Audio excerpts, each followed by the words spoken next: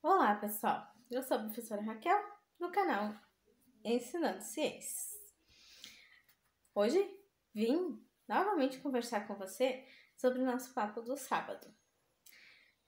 Vou novamente, ou mais uma vez, comentar aqui um pouquinho sobre um documentário que está disponível no YouTube para você assistir o momento que você quiser. E para refletirmos um pouco, pensarmos um pouco, enfim, sonharmos um pouco.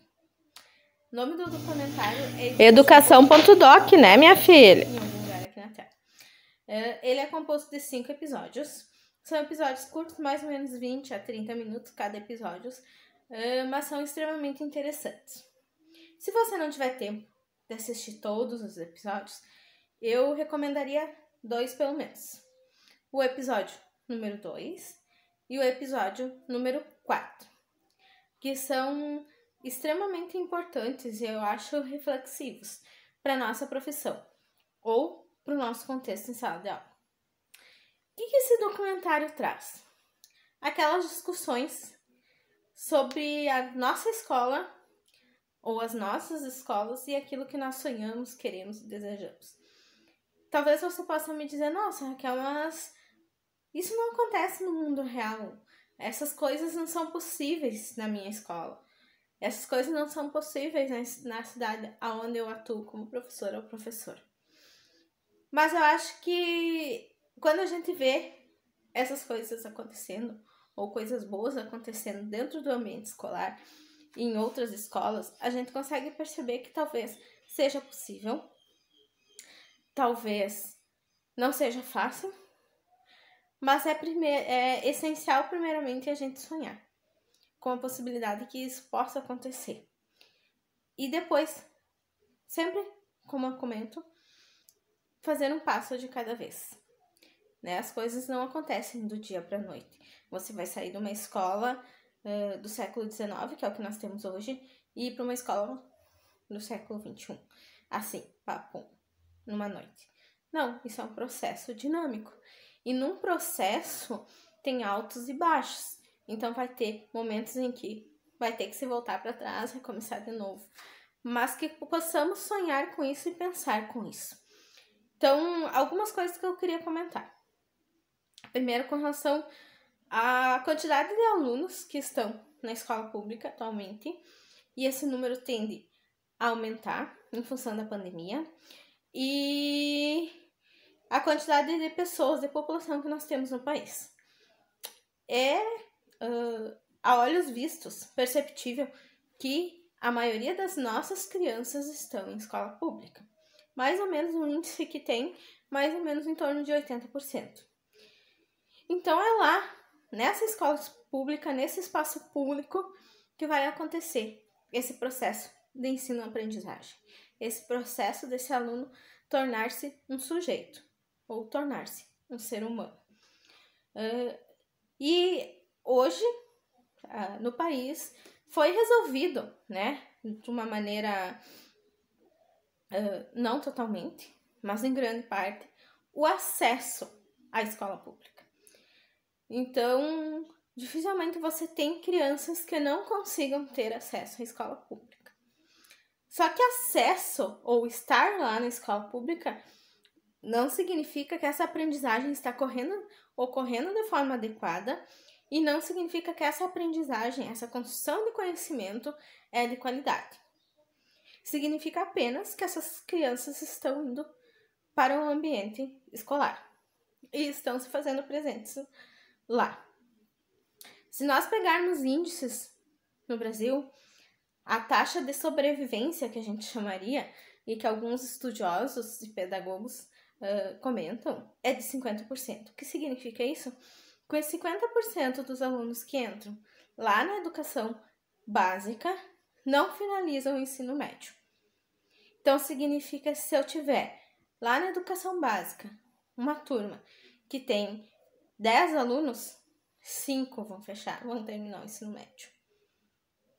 Se eu tiver lá na educação básica uma turma de 12 alunos, apenas 6 vão finalizar o ensino médio. E é uma taxa muito baixa. Se a gente pensar, 6 alunos se perdem ao longo do caminho. E o que acontece que fazem? Qual o processo que ocorre que faz com que esses alunos se percam ao longo do caminho? Será que é só uma questão financeira e social? Ou tem coisas que fazem com que a escola não seja o local onde aquele aluno, aquela aluna desejam estar? Porque aquilo não condiz com as suas vontades, com as suas satisfações e com aquilo que ele quer para passar o tempo dele, como criança, como jovem, como estudante. Então, acho que precisamos refletir sobre isso e pensar sobre isso. Outra coisa importante. A partir de onde o professor sai, tá? Muitas vezes a gente planeja aulas sem mesmo conhecer a turma que nós estamos nos inserindo. Então, nós não estamos partindo do ponto do aluno. Nós estamos partindo do nosso ponto, dos nossos conhecimentos pré-concebidos. E acho que esse é um grande erro que nós cometemos. Porque eu tenho que partir do ponto do aluno. E a escola não dá mais para dar um prato pronto. Ela tem que construir esse prato a partir dos desejos daquele aluno. Eu sei que é difícil, eu sei que não é simples e eu sei que é complexo. Mas conhecer esse aluno e essa aluna faz nós partirmos do ponto dele e não dos nossos pontos pré-concebidos, dos nossos pontos já padronizados. É óbvio que eu tenho alguns conceitos e objetos do conhecimento a serem trabalhados ao longo do caminho de um ano escolar. Mas como eu vou fazer com que esses objetos do conhecimento e esses conceitos estejam ali presentes, vai mudar de escola para escola, de turma para turma. Porque as histórias são diferentes e as pessoas são diferentes. E, portanto, os sujeitos são diferentes. Quando nós temos, por exemplo, realidades de periferia, alguns de nós têm muita pena. Pena no sentido de ficar com dó desses alunos. E nós temos que ter muito cuidado com relação a isso, quando nós temos pena dos nossos alunos. Porque muitas vezes o fato de nós termos pena faz com que nós sejamos permissivos com relação a esses alunos. Ou criamos desculpas para que o processo adequado não ocorra.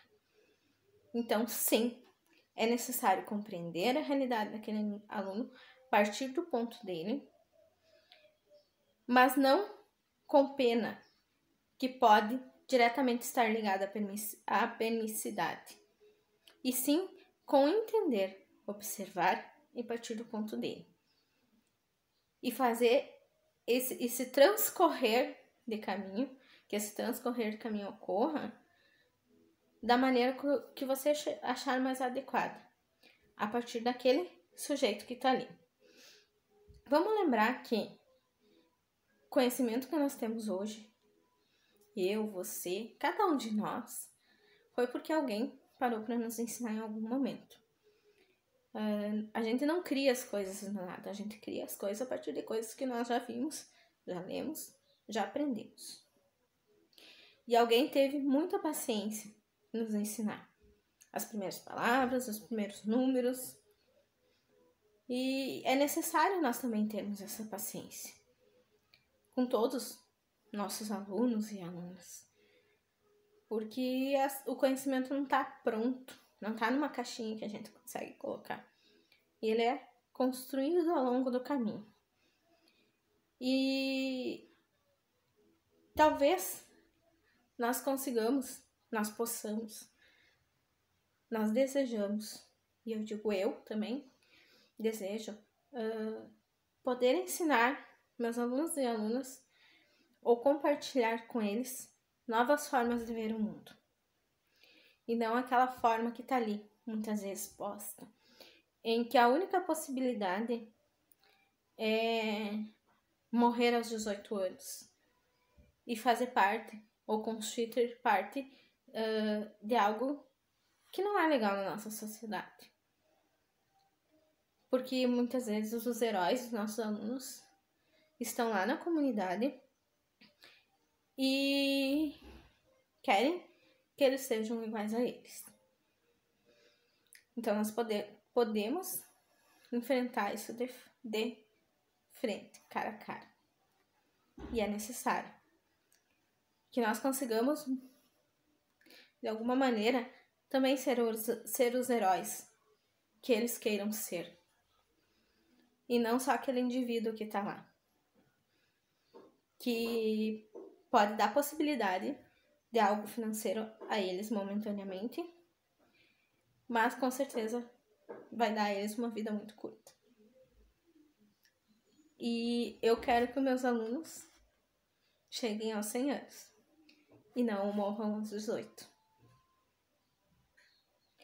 Então, o caminho é longo, os sonhos são possíveis, é necessário desejarmos ser professores e não estarmos ali só porque não tem outra coisa para fazer.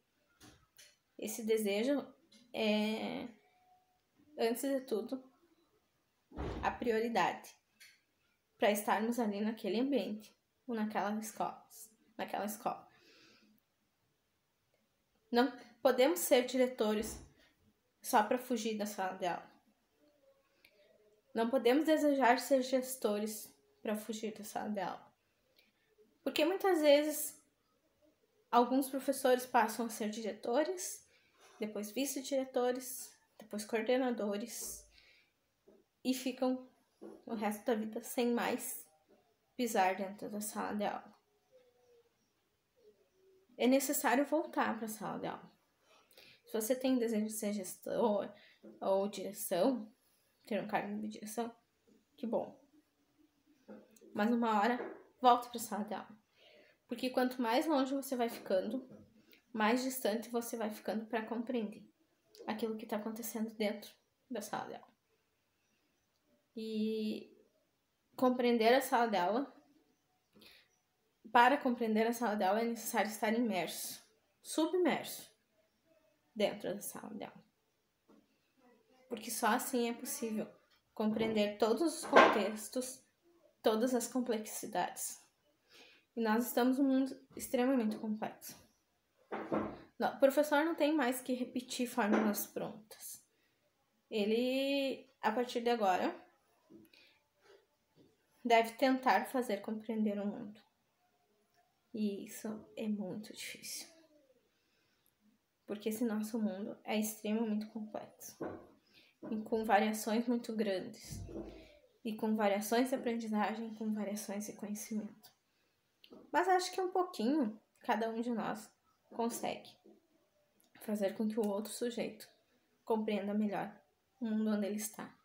E com isso, ele consiga viver melhor, ser melhor, tornar-se um sujeito. E que esse aluno não chegue já dentro da escola com a cabeça baixa. Porque ele sabe, dentro dele, que não há mais nenhuma possibilidade para ele.